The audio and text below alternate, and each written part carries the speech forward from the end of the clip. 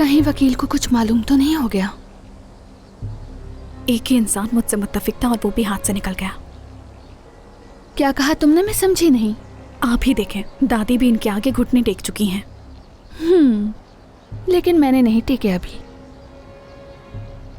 मैं अभी अपना काम जारी रखी हुई हूँ। कभी बताया नहीं आपने तो। उसके भाई की नौकरी लगवाई है, उससे राब्ते में हूँ।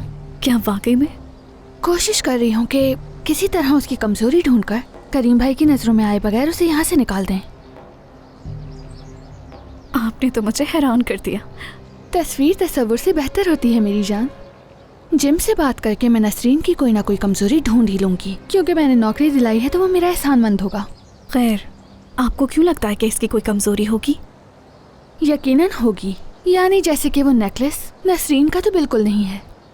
अगर मैं ये साबित कर दूं तो हमें किसी और सबूत की जरूरत नहीं पड़ेगी उसे निकालने के लिए।